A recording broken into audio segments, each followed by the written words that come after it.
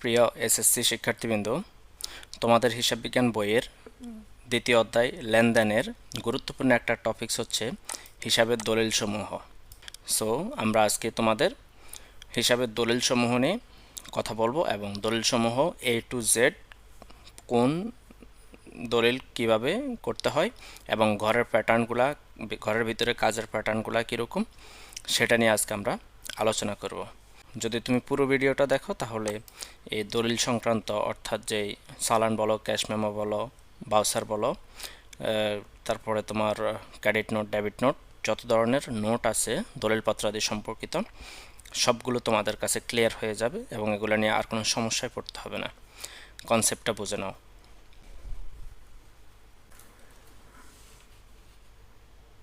তো প্রিয় শিক্ষার্থীবৃন্দ, চলো আমরা শুরু করি। হিসাবের দলিলসমূহ। এই হিসাবের দলিলসমূহ যদি তুমি সম্পূর্ণরূপে আয়ত্ত করতে পারো তাহলে তোমার এই অধ্যায়ের অনেকটা ম্যাথ কাভারেজ হয়ে যাবে। তাহলে আমরা শুরু করি। দেখো, হিসাবের দলিলসমূহ। হিসাবের দলিলসমূহ হচ্ছে প্রাথমিক দলিল আর হচ্ছে চূড়ান্ত দলিল।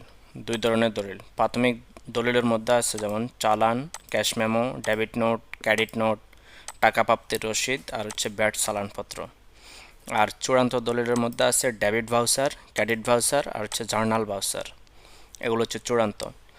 তাহলে যারা এসএসসিতে আসো তাদের আছে শুধু চালান, cash memo, debit note, credit note প্রাথমিক দলিলের মধ্যে, আর চূড়ান্ত দলিলের মধ্যে আছে মাত্র ডেবিট ভাউচার আর হচ্ছে ক্রেডিট ভাউচার। কেমন?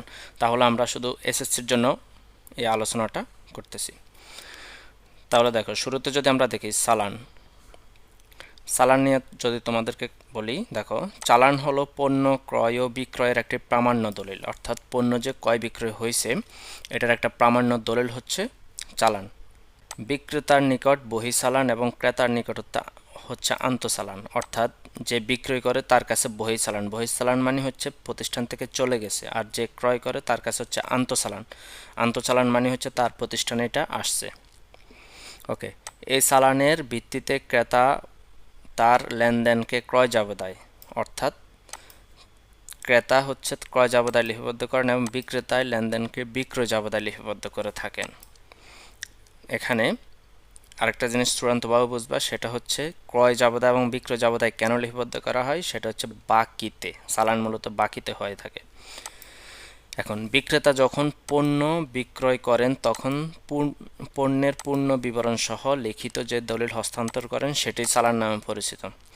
একজন বিক্রেতার কাছে সাধারণত তোমরা যখন যারা ছেলেরা আছে তারা বুঝবা, যখন বাজারে গেছো বা বাজারে যাও তখন তুমি যখন কোনো পণ্য হচ্ছে কিনো তখন হচ্ছে সে এখানে বলে যে এত টাকা দরে এত বস্তা চাল, এত টাকা দরে এত কেজি পেঁয়াজ, এত টাকা দরে এত কেজি, এরকম লিখে একটা অ্যামাউন্ট করে দেয়।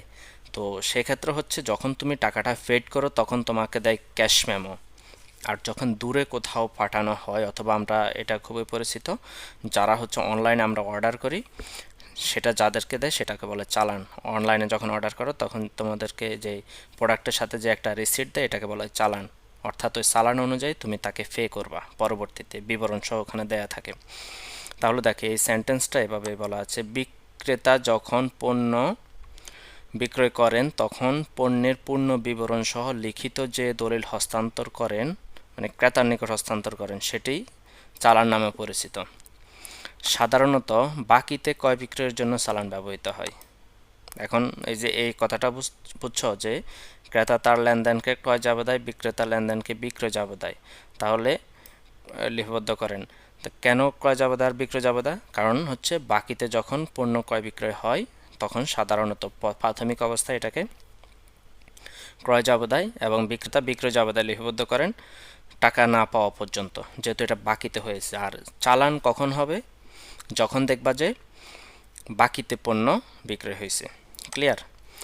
তাহলে এখন দেখো উদাহরণটা আমরা একটু বুঝি। মুসলিম গার্মেন্টস 2024 সালের 2 জানুয়ারি তারিখে রহমান গার্মেন্টসের নিকট 200 টাকা দরে 100টি টি শার্ট একটা প্রোডাক্ট, 400 টাকা দরে 28টি পাঞ্জাবি একটা প্রোডাক্ট এবং 500 টাকা দরে 100টি প্যান্ট বিক্রয় করেন। অর্থাৎ 3টা প্রোডাক্ট সে বিক্রয় করছে। 3টা প্রোডাক্ট বিক্রি করছে। কারবারি বাট্টা হচ্ছে 8%। পরিবহন খরচ 3000 টাকা। উক্ত লেনদেনের চালান নং 2। এটা বলে দেয়, মাঝে মাঝে এটা না বলা না থাকতে পারে।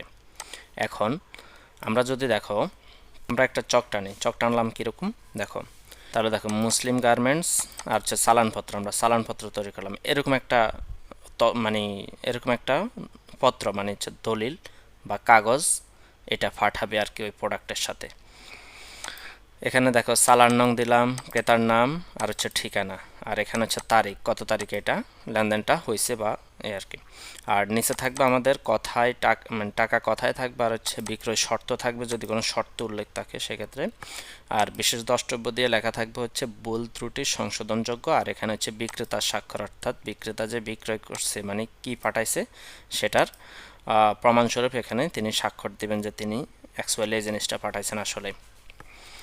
তাহলে এখানে দেখো আমরা লিখলাম মুসলিম গার্মেন্টসের পক্ষ থেকে একটা চালানপত্র তাদেরকে পাঠাবো। কাদেরকে পাঠাবো? রহমান। তাহলে ক্রেতার নাম হচ্ছে রহমান গার্মেন্টস, এই ক্রেতার নাম। সালার নং এখানে দেওয়া আছে, দেখো সালার নং 2। তাহলে আমরা লিখলাম সালার নং 2, আর ক্রেতার নাম রহমান গার্মেন্টস, তাদের ঠিকানা, রহমান গার্মেন্টসের ঠিকানা হচ্ছে ঢাকায়। আর এখানে মুসলিম গার্মেন্টস যেখানে ঠিকানা হোক সেখান দিয়ে তাদের ঠিকানা দেওয়া থাকবে। আর যদি ঠিকানা না থাকতো তাহলে তো নাই, যেহেতু আমাদের এখানে ছিল না এই জন্য আমরা দিই নাই। আর তারিখ বলছে কি 2 জানুয়ারি 2024, মানে 2 জানুয়ারি তারিখে, এই যে 2 জানুয়ারি 2024 এই হচ্ছে তারিখটা। তাহলে এই চিত্রটা একটু দেখো, চালান নং, ক্রেতার নাম, ঠিকানা, আর এদিকে হচ্ছে তারিখ, উপরে থাকবে মুসলিম গার্মেন্টসের নাম আর যে কোম্পানির নাম, আর হচ্ছে চালানপত্র। তারপরে ভিতরে কি হবে, ক্রমিক নং, আমরা কি কি প্রোডাক্ট পাঠাইছি সেটা, আর এই প্রোডাক্টের বিবরণ, তারপর হচ্ছে দর, মানে প্রত্যেকটার মূল্য কত করে, আর কত পরিমাণ, কত মানে কত পিস করে আমরা পাঠাইছি সেই পরিমাণ, আর টাকার পরিমাণ। কেমন? তাহলে দর, পরিমাণ, টাকা। তাহলে এখানে আমি দেখি, দেখো 200 টাকা দরে 100টি, দরে 100টি টি শার্ট। তাহলে টি শার্ট বিক্রয় দর কত? 200, পরিমাণ 100, টাকার পরিমাণ কত? 200 × 100, 20,000। কেমন? তারপর হচ্ছে 2 নম্বরে আমি পাঞ্জাবি বিক্রি করছি 80টা, 400 টাকা দরে। তাহলে পাঞ্জাবি বিক্রয় দর হচ্ছে 400 করে 80টা, 32,000 টাকা। কেমন? তারপর হচ্ছে প্যান্ট বিক্রয় করছি আমি, প্যান্ট পাঠাইছি হচ্ছে 500 টাকা দরে 100টি প্যান্ট। তাহলে দর হচ্ছে 500, পরিমাণ 100। কেমন? তাই হচ্ছে 50,000। এখন সবগুলার উপরে বলছে যে কারবারি বাট্টা 8%। তাহলে আমি কারবারি বাট্টা বিয়োগ দিতে হবে, তাহলে আমার পণ্য মূল্যটা অ্যাকচুয়াল কত হয় সেটা থাকবে। তাহলে 8% হচ্ছে কারবারি বাট্টা। তাহলে টোটাল আমি করতেছি কত? 20, 32 আর হচ্ছে 50,000 টোটাল হয় 1,02,000। 1,02,000 8% বের করার, পার্সেন্টেজ বের করার তো সিস্টেম আশা করি তোমরা জানার কথা। সেটা হচ্ছে ক্যালকুলেটারে টোটাল উঠাইবা, যদি এই যে সাইন্টিফিক ক্যালকুলেটার নেবা তোমরা সবাই, ক্লিয়ার? এখানে অনেকগুলো ফাংশন মানে অপশন থাকে সলভ করার জন্য। ইভেন ফিনান্সে যখন অঙ্ক করবা তখন তোমাদের এটা কাজে লাগবে, নর্মাল ক্যালকুলেটার অ্যাভয়েড করবা। তো এখানে তুমি উঠাইবা কত? 1,02,000 পার্সেন্টেজ আশা করি বের করতে পারার কথা। 1,02,000 উঠাইবা ইন্টু কত পার্সেন্ট? 8, শিফট টিপ দিয়ে তারপরে ওই যে ইকুয়াল ক্লিক করবা, তাহলে পার্সেন্ট বের হয়ে যাবে 8,160 টাকা। ঠিক আছে? এই যে 8,160 টাকা হচ্ছে আমার কি কারবারি বাট্টা।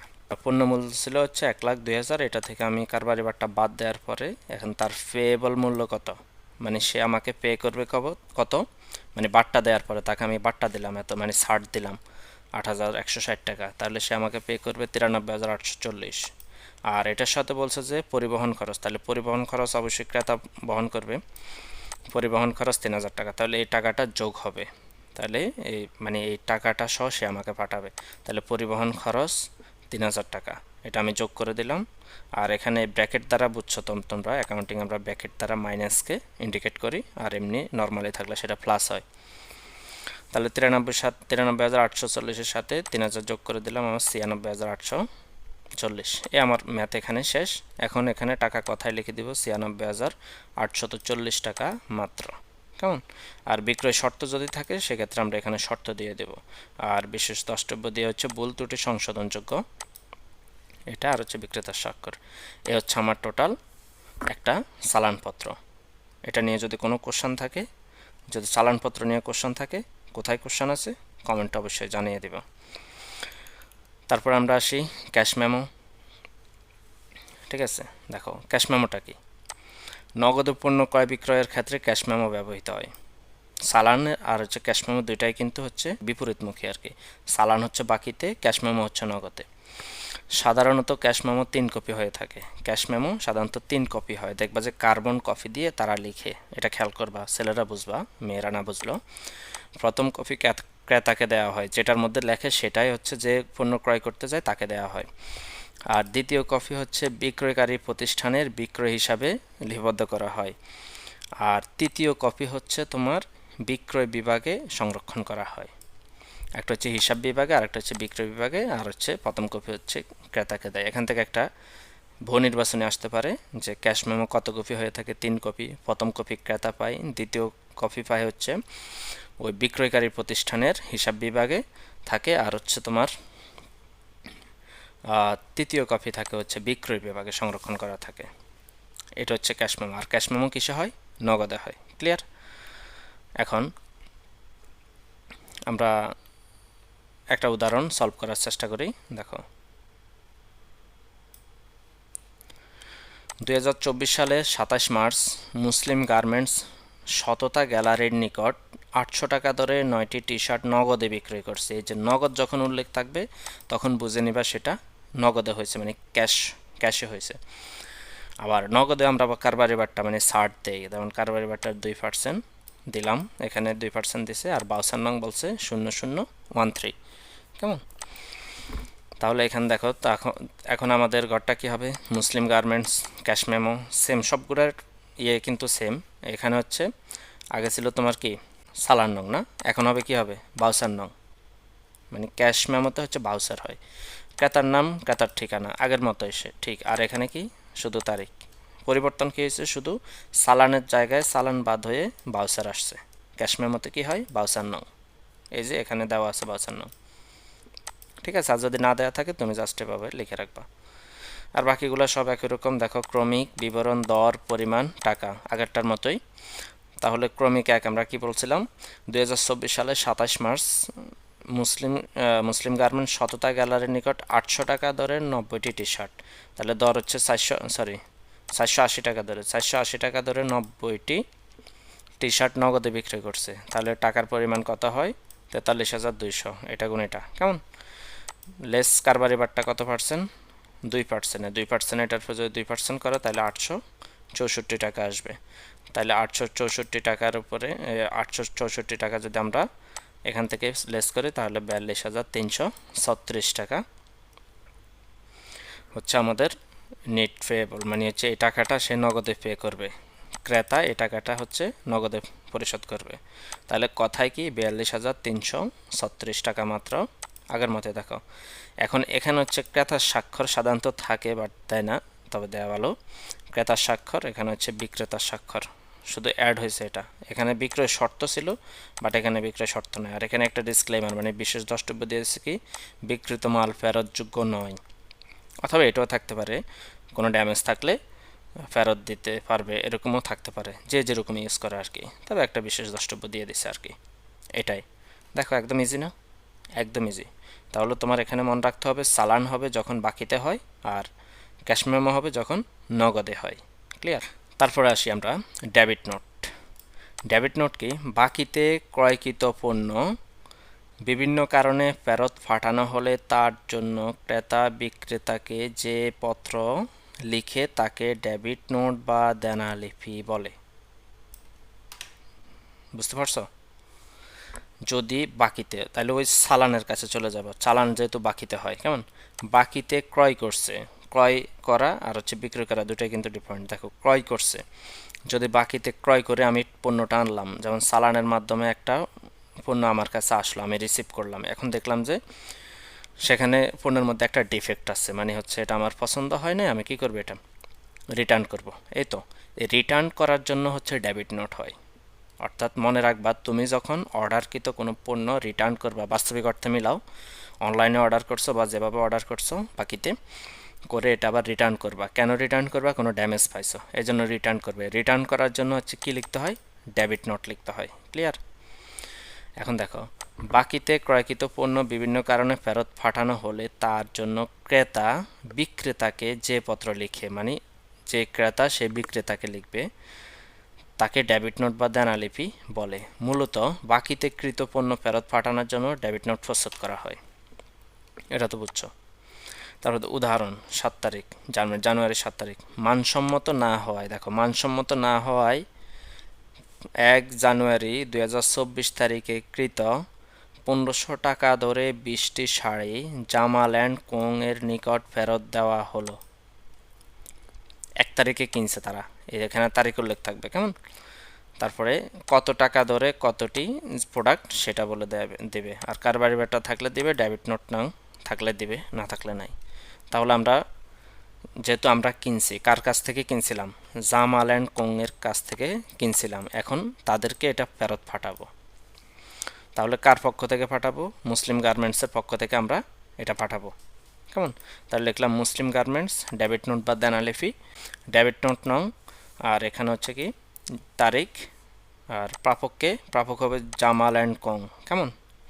আর সূত্র হচ্ছে তোমার ওই যে 1 তারিখে যে করছিল, এই যে এখানে ডেট উল্লেখ করে দিয়েছিল, সেটাই হচ্ছে সূত্র। ওই সূত্রের অধীনে হচ্ছে তোমার কত তারিখে, 7 তারিখে হচ্ছে পাঠাচ্ছে। তাহলে 7 তারিখ হবে তোমার ডেট, আর এই সূত্রটা হবে তোমার 1 জানুয়ারি। যদি আরও ডিরেক্টলি কিছু বলে দেয় তাহলে সেটা বলে দেবে, সূত্রতে একটা কিছু উল্লেখ করে দিল, সাপোজ এখান দিয়ে বলে দিল সূত্র নং এত এত, তাও বলে দিতে পারে, সেটা উল্লেখ করে দেবে তোমরা। আর যদি না দেয় তাহলে সাধারণত জেনারেলি এটা দিয়ে দেবে, ডেটটা দিয়ে দেবা সূত্রতে। তো এখন ক্রমিক নং, কারণ ও বিবরণ, আর হচ্ছে টাকা, এটা একটু ডিফারেন্ট। দেখো ক্রমিক নং 1, মানসম্মত না হওয়ায়, পুরোটা লিখবো, মানসম্মত না হওয়ায় এত টাকা ধরে এতটি শাড়ি ফেরত পাঠানো হলো, অনুগ্রহপূর্বক 20টি শাড়ির মূল্য আমাদের হিসাব হতে বাদ দিবেন। অর্থাৎ আমরা যখন চালানে প্রোডাক্টটা আনছিলাম তাদের নিকট থেকে, তখন যে তারা আমাদের নামে একটা বিল করে রাখছে, ঠিক আছে। তাহলে ওই বিল থেকে আমাদের এখন যে আমরা ফেরত পাঠাবো সেটা অবশ্যই লেস করতে হবে না। তাহলে এই 1500 টাকা ধরে 20টা শাড়ি তারা সেই মূল্য থেকে তারা লেস করে দেবে। এই জন্য আমরা বলে দিছি অনুগ্রহপূর্বক 20টি শাড়ির মূল্য আমাদের হিসাব থেকে বাদ দিবেন, ঠিক আছে। তাহলে ওই প্রোডাক্টটা কিনতে আমাদের 5% কারবারি বাট্টা তারা দিছিল, কেমন। তাহলে ওই এখন যেহেতু ফেরত দিচ্ছি, তাহলে ওই কারবারি বাট্টাটাও কি যাবে, বাদ যাবে না। তাহলে দেখো 30,000 টাকার প্রোডাক্ট, 15 × 20 30,000, আর কারবারি বাট্টা এটার উপরে 5% হলে 1500 টাকা। তাহলে 30,000 থেকে 1500 বাদ দিলে 28,000 টাকা, অর্থাৎ তারা আমাদের হিসাব থেকে 28,000 টাকা লেস করবে, কেমন। তাহলে এখানে নিচে কথায় লিখে দেব, দেখো কথায় 28,500 টাকা মাত্র লিখে হচ্ছে ক্রয় ব্যবস্থাপক, এই প্রোডাক্টটা পাঠাচ্ছে কে, ক্রয় ব্যবস্থাপক। অর্থাৎ ক্রয় ব্যবস্থাপকের কাছে যখন প্রোডাক্টটা আসছে তখন সে চেক করে দেখছে যে এটাতে ডিফেক্ট আছে, এই জন্য সে আবার কি করছে, রিটার্ন করছে, ক্লিয়ার। তারপরে দেখা হচ্ছে ক্রেডিট নোট। ক্রেডিট নোটটা দেখো, বাকিতে বিক্রিত পণ্য, এখন আসো একটু আগে ডেবিট নোট হচ্ছে কখন, যখন আমি ক্রয় করে আনছি, আর ক্রেডিট নোট হবে এর উল্টাটা, অর্থাৎ যখন আমি বিক্রয় করব। তা আমি যখন কোনো প্রোডাক্ট বিক্রি করব তখন ওই কাস্টমারও তো আমার কাছে ফেরত পাঠাইতে পারে না কোনো কারণে। তাহলে দেখো বাকিতে বিক্রিত পণ্য বিভিন্ন কারণে ফেরত আসলে, মানে আমার কাছে ফেরত আসছে, এখন ক্রেডিট নোট প্রস্তুত করে তা ক্রেতাকে প্রেরণ করেন। অর্থাৎ যদি ফেরত আসে আমার কাছে, ফেরত আসলে আমি বিক্রেতা হিসাবে ক্রেতাকে একটা পত্র লিখব, এর মাধ্যমে জানানো হয় যে উক্ত ফেরত পণ্যের মূল্য দ্বারা তাদের হিসাবকে ক্রেডিট করা হয়েছে। অর্থাৎ আমি যে প্রোডাক্টটা বুঝে পাইছি, মানে রিটার্ন প্রোডাক্টটা যে বুঝে পাইছি, এটা প্রমাণস্বরূপ এটা উল্লেখ করে আমি তাদেরকে বলবো যে আপনাদের হিসাব থেকে, যে আপনাদের এত হিসাব ছিল, এটা যেহেতু আপনি ফেরত পাঠাইছেন, তাহলে এত টাকা আপনার হিসাব থেকে আমি লেস করে দেখেন আপনার অ্যামাউন্ট এখন এত আছে, ক্লিয়ার। তাহলে দেখা একটা উদাহরণ কি বলছে, জানুয়ারির 10 তারিখ, ডিজাইন ত্রুটির কারণে রহমান গার্মেন্টসের নিকট থেকে 20টি টি শার্ট ফেরত আসলো। রহমান গার্মেন্টসের নিকট থেকে 20টা টি শার্ট কি আসলো, ফেরত আসলো জানুয়ারির 10 তারিখে। এখন রহমান গার্মেন্টস এখানে কিছু দেখেন, এই যে এখানে একটা ট্রিক্স, এরকম বলে দিবে। কত করে কত টাকা সেটা কিছুই বলা নাই। এখন তোমাকে ওই যে সূত্র ধরে যেতে হবে, এজন্যই হচ্ছে সূত্রের প্রয়োজনীয়তা। তাহলে দেখো, মুসলিম গার্মেন্টস ক্রেডিট নোট বা ফাউনালিফি আর কি, এটা আমি তাদেরকে ইনফর্ম করবো যে দেখো তোমাদের অ্যাকাউন্টস থেকে, মানে তোমাদের হিসাব থেকে আমরা কি করছি, এই টাকাটা বাদ দিয়ে আমরা হিসাব ক্লোজ করছি। এখন তোমাকে হচ্ছে খুঁজে বের করতে হবে যে এই রহমান গার্মেন্টসের সাথে তাদের লেনদেন হয়েছে কবে। 10 তারিখ, জানুয়ারির 10 তারিখে যখন কি করছে, রিটার্ন দিছে। এটা হচ্ছে, এখানে আমি উদাহরণ দিতে গিয়ে তোমাদেরকে এই জিনিসটাকে ফলো আপ করা দিতেছি, যাতে পরবর্তীতে তোমরা এটা নিয়ে আর সমস্যায় না পড়ো। এটা তো প্রশ্নের ভিতরে আসার কথা, মূলত প্রশ্নটা এরকম আসবে, একটু মানে ডিফিকাল্ট করে দেবে আর কি ঘুরাইয়া। তাহলে তুমি এখানে দাম প্রাইস কিছুই জানতেছো না, শুধু জানতেছো কি 20টা টি শার্ট। তাহলে তুমি জানতে হবে, খুঁজে উপরের দিকে চলে যাবে যে রহমান গার্মেন্টসের সাথে কবে আমাদের কি হয়েছে, লেনদেন হয়েছে। তাহলে আমরা খুঁজে দেখি রহমান গার্মেন্টসের সাথে লেনদেন হয়েছে কিনা। একদম 1 তারিখে হয়েছে। দেখো, রহমান গার্মেন্টসের নিকট থেকে এত টাকা রেজে বিক্রি করছে। তো আমরা হচ্ছে টি শার্ট বিক্রি করছি, 20টা টি শার্ট ফেরত আসছে। তো টি শার্টের মূল্য কত ছিল, 200 টাকা ছিল। তাহলে 100টি বিক্রি করছি, সেখান থেকে আমার 20টা ফেরত আসছে। কেমন? তাহলে এখানে 200 টাকা করে হচ্ছে আমার টি শার্টের মূল্য ছিল। তাহলে আমি মূল্য পাইলাম। তারপরে এটার সূত্রটা কি হবে দেখো, এটার লেনদেনের ওই সালার নং কত ছিল, 2 নং, এটা লাগবে তোমার। আর যদি আরেকটু ইন ডিটেলস যদি তুমি সূত্র দিতে চাও, তাহলে এই লেনদেনটা কবে হয়েছে, 24 সালের জানুয়ারির 2 তারিখ। এই জিনিসগুলো তোমাকে হচ্ছে খুঁজে বের করতে হবে। এখন এখানে আসো, দেখো ডিজাইন ত্রুটির কারণে রহমান গার্মেন্টসের নিকট থেকে 20টি টি শার্ট ফেরত আসলো। তাহলে আমরা দেখো, ওই যে ক্রেডিট নোট নং কত, এখন যে আমি রিটার্ন দেবো, ক্রেডিট নোট নং 2। কেন 2? ওই সালার নং কত ছিল, 2 ছিল, এই জন্য ক্রেডিট নোট নং 2। আর প্রাপক হচ্ছে রহমান গার্মেন্টসের নিকট, আমরা এটা জানাবো, ইনফর্ম করব। আর এখানে সূত্র দেখো, এই যে সূত্রটা ইম্পর্টেন্ট কেন, সালার নং ছিল 2, আর হচ্ছে আরও ওয়াইডলি সূত্র হচ্ছে কি 2 জানুয়ারি 2024। তাহলে দুইটাই তুমি সূত্র হিসেবে ইউজ করতে পারো। তারিখ তো হচ্ছে আজকেরটা তারিখ হবে। ক্রমিক এটা 1, আর হচ্ছে কারণ বিবরণ কি, ডিজাইন ত্রুটির কারণে 200 টাকা ধরে এতটি টি শার্ট ফেরত পাওয়া গেল। যে তুমি যে পাইছো, তাদের পাঠানো জিনিসটা, ফেরত পাঠানো জিনিসটা, এটা তাদেরকে বলতেছো। আপনাদের হিসাবকে ফেরত মালের মূল্য দ্বারা ক্রেডিট করা হয়েছে। অর্থাৎ আগে যখন আপনাদের হিসাবটাকে আমরা ডেবিট করেছিলাম, এখন সেটাকে কি করে দিছি, আমরা ক্রেডিট করে অ্যামাউন্টটা কি করে দিছি, কমাইয়া দিছি। কেমন?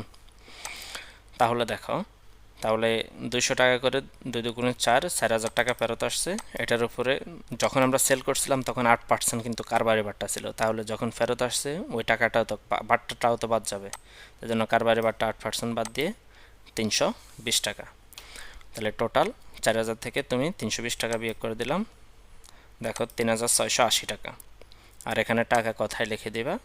আর আর এটা পাঠাবে কে, এটা কার সাথে সম্পর্কিত বুঝতে পারো, সেল করছে কে, এই জিনিসটা তো সেল করার পরেই আসছে। তাহলে সেল করছে কে, বিক্রয় ব্যবস্থাপক। তার মানে যে চালান পাঠাইছে সে হচ্ছে ক্রেডিট নোট দেবে। আবার যার কাছ থেকে কিনছে, মানে যে রিসিভ করছে প্রোডাক্ট, ক্রয়কৃত পণ্য, ক্রয় ব্যবস্থাপক, সে আবার কি ডেবিট নোট দেবে। এ হচ্ছে তোমার ক্রেডিট নোট, ডেবিট নোট, আর হচ্ছে চালান, ক্যাশ মেমো, 4টা আমাদের কমপ্লিট। আর তোমাদের আর মাত্র একটা বাউচার আছে। তো আমরা বাউচার নিয়ে একটু কথা বলি।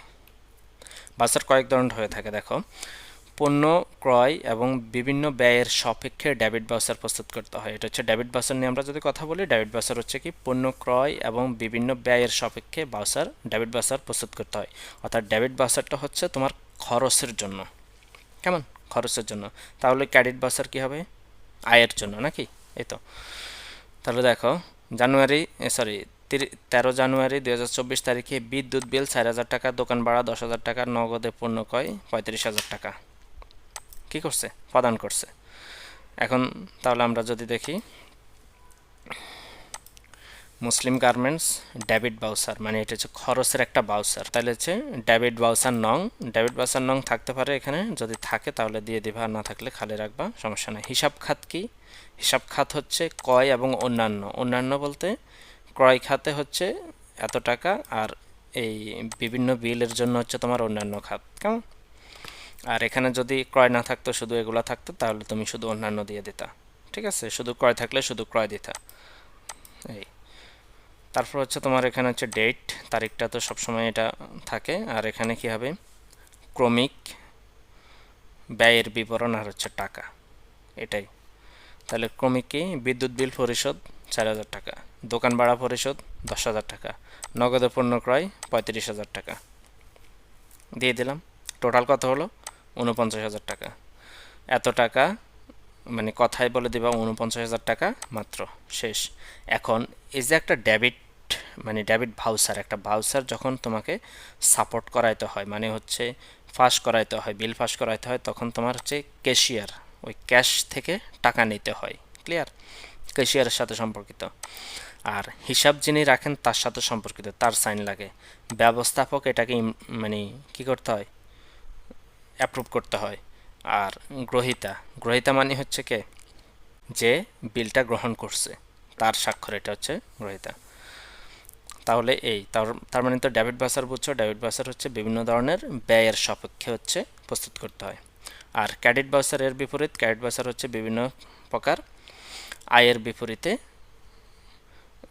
আয়ের সাপেক্ষে প্রস্তুত করতে হয়। দেখো, পণ্য বিক্রয়ও বিভিন্ন আয়ের জন্য ক্রেডিট ভাউচার প্রস্তুত করতে হয়। তাহলে এখানে দেখো, 19 জানুয়ারি 2024 তারিখে নগদ পণ্য ক্রয় 50,000 টাকা, কমিশন আয় হচ্ছে 7,000 টাকা। এই দুটো আমাদের আয় হয়েছে। নগদে, সরি, এখানে হবে বিক্রয় হবে,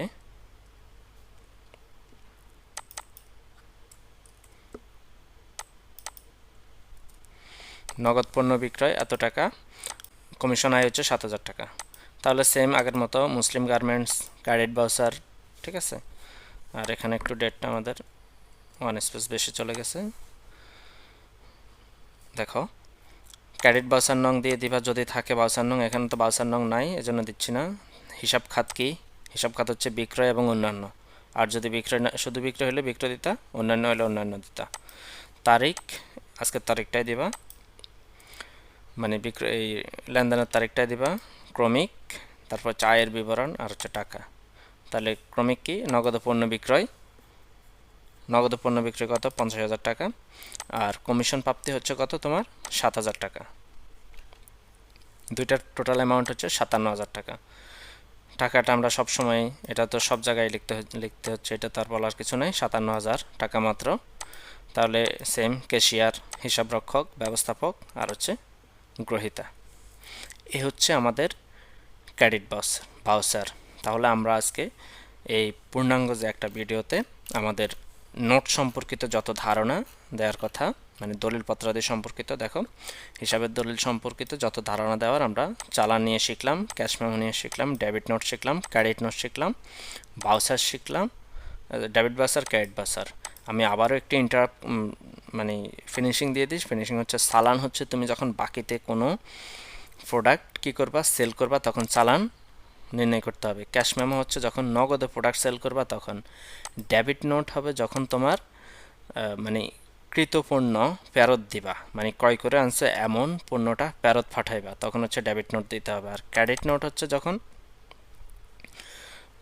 মানে বিক্রিত পণ্য তোমার কাছে ফেরত আসছে, তখন ক্রেতাকে তুমি ক্রেডিট নোট দিবা। আর ডেবিট ভাউচার হচ্ছে বিভিন্ন ধরনের খরচের জন্য হচ্ছে ডেবিট ভাউচার, আর ক্রেডিট ভাউচার হচ্ছে বিভিন্ন ধরনের আয়ের জন্য হচ্ছে ক্রেডিট ভাউচার। এই হচ্ছে তোমার ওভারঅল যে একটা ভাউচার দলিল পত্রাদি সম্পর্কিত যে আলোচনা, এটা হচ্ছে পূর্ণাঙ্গ। এরপরে যদি কোথাও যদি একটু সামান্য যদি বুঝতে অসুবিধা হয়, কমেন্ট বক্স অবশ্যই ওপেন আছে, কমেন্ট করে অবশ্যই জানাবে, অবশ্যই আমি চেষ্টা করব রিপ্লাই দেওয়ার। ধন্যবাদ।